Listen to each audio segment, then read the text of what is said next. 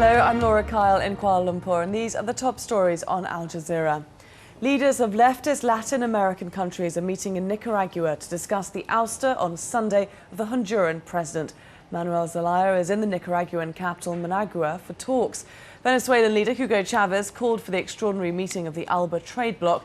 Chavez warned he would respond militarily if Honduran troops harm his diplomats in Honduras. Meanwhile, a curfew has been imposed in Honduras following the coup.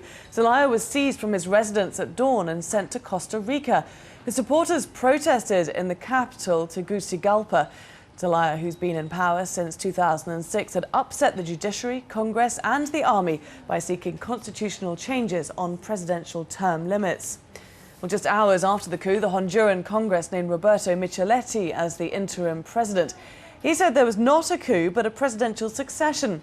Micheletti promised to re-establish peace and calm.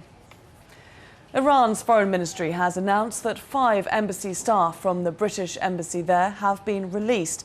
The employees were accused of helping to stoke opposition street protests, which erupted after the June 12th election. Meanwhile, state media are reporting a partial recount of that vote has begun.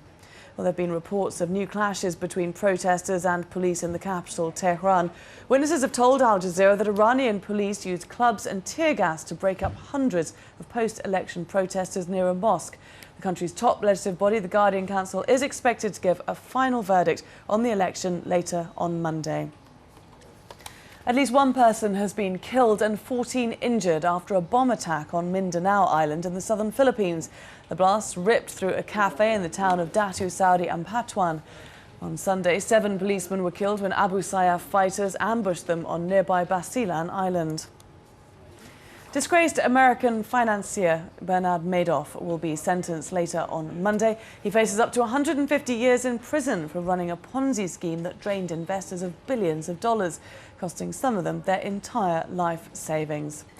For the latest update, you can always log on to our website, the address aljazeera.net/English.